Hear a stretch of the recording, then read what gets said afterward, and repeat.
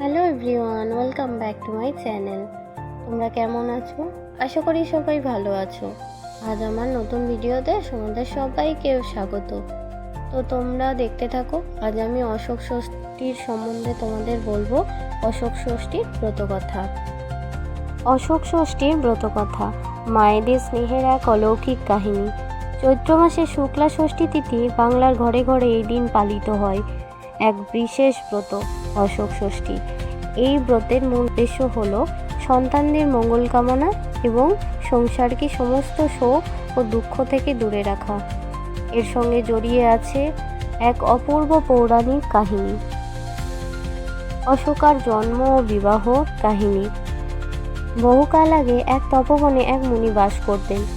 একদিন তিনি অশোক গাছের তলায় এক সদ্যজাত কন্যা সন্তানকে কাঁদতে দেখেন। দিব্য দৃষ্টিতে তিনি জানতে পারেন এক প্রাপ্যভ্রষ্ট হরিণী এই কন্যার জন্ম দিয়েছেন।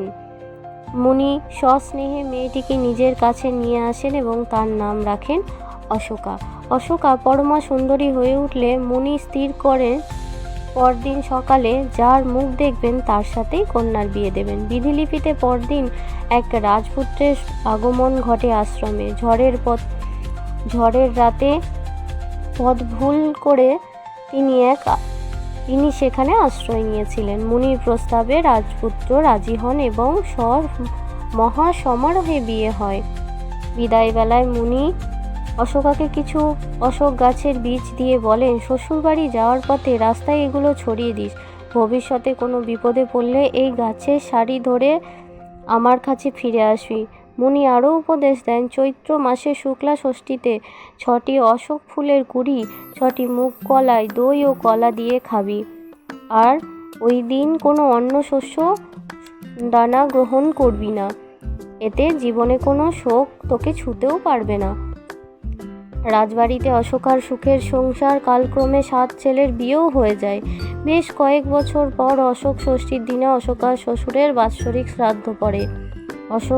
অশোকা সেই অন্ন গ্রহণ করবেন না বলে বৌমাদের শুধু ডাল সিদ্ধ করতে বলেন, কিন্তু রান্নার সময় জ্বালানির ঘুঁটে থেকে একটি ধান ছিটকে গিয়ে পড়ে। অজান্তেই অন্ন মিশ্রিত ডাল খেয়ে ফেলেন অশোকা। ভেঙে যায় ব্রতের নিয়ম। পরদিন সকালে ভয়াবহ দৃশ্য। অশোকা দেখেন তার 7 বৌমা মৃত অবস্থায় বিছানায় শুয়ে আছে। শোকে পাগল হয়ে অশোকা তখন তার পিতার কথা মনে পড়েন। তিনি কালক্ষেপ না করে অশোক গাছের ধারি দিয়ে ছুটে যান মুনির আশ্রমে। মুনি দিব্যদৃষ্টিতে সব দেখে মেয়েকে সান্ত্বনা দেন এবং নিজের কমণ্ডলু থেকে শান্তির জল দিয়ে বলেন, অজান্তে অন্ন খাওয়ার পাপের এই দুর্দশা। এই জল দিয়ে গিয়ে ওদের গায়ে ছিটিয়ে দে। বাবার কথা মতো রাজবাড়িতে ফিরে গিয়ে মৃতদের গায়ে ছিটিয়ে দেয়। জাদুমন্ত্রের মতো বেঁচে ওঠে সকলে। এই অলৌকিক ঘটনার পর থেকেই দিকে দিকে ছড়িয়ে পড়ে মা অশোক ষষ্ঠী ব্রত এবং অশোক ষষ্ঠীর মাহাত্ম্য।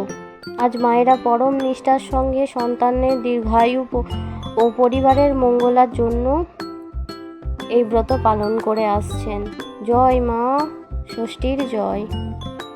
আমার মেয়ে হওয়ার পর থেকে আমিও ষষ্ঠী ব্রত পালন করি, কিন্তু আমার শ্বশুরবাড়ির নিয়ম অনুযায়ী ওখানে 3টে ষষ্ঠী করা হয়।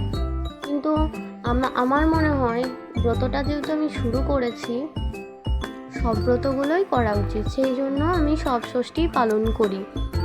তো যাই হোক, আমি প্রথমে আমাদের যেহেতু বাড়িতে মা কালী আছেন, তো আমাদের ঘট পাততে নিই। আমি এই অশ্বত্থ গাছের ডাল দিয়ে আমি ঘরটা পেতে নিয়েছিলাম এবং আমার যথাসাধ্য নৈবেদ্য দিয়ে আমি আমার মতো করে বাড়িতে পুজোটা করি। পুজোটা করার পর এই পুজোর নিয়ম হলো ওই মুগ কলাই দিয়ে, দই দিয়ে, কাঁঠালি কলা দিয়ে গিলে খেতে হবে। কিন্তু যেহেতু আমাদের শ্বশুরবাড়িতে এসব নিয়ম নেই, তো আমি সেটা করি না, আমি শুধু পুজোটাই দিই।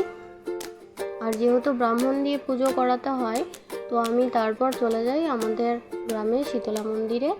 ওখানে আমি এই পুজোটা দিই। তো এই পুজোয় দই, হলুদ এগুলো আমি নিয়ে গেছিলাম, সঙ্গে ফল, নৈবেদ্য সব নিয়ে গিয়ে পুজো দিয়েছিলাম। যেটা শীতলা মন্দির। আগে আমি আমাদের গ্রামের যেখানে ষষ্ঠী পুজো হয় সেখানে যেতাম, এবার সবার তো ষষ্ঠী নেই, সবাই পুজোটা দিতে যায় না। পরে খোঁজ নিয়ে দেখলাম এই মন্দিরেও দেওয়া যায়। তো এখানে এই যে এটা আমার থালা, তো আমি পুজো দিতে চলে গেছিলাম আমি আর আমার মেয়ে। আর এই ষষ্ঠী ব্রত করে আমি বেশিরভাগ লুচি আর নিরামিষ তরকারি খাই। এবার এক একটা ব্রত এক এক রকম, তো সেই জন্য কোনোটায় চিড়ে মুড়ি খেতে হয়, কোনোটায় লুচি খেতে হয়, আমি সেরকমই পালন করে আসছি। তো যাই হোক, এই যে মেয়েকেও নিয়ে গেছিলাম। আমার মেয়ে দেখো কত খুশি, ও মন্দিরে যেতে আমার মতোই খুবই পছন্দ করে। তো তোমরা কে কে এই ব্রত করো আমাকে অবশ্যই জানাবে। আর এই দেখো মন্দিরটা, তোমরা কখনো টাইম হলে এসো। কেমন লাগলো জানিও। ধন্যবাদ।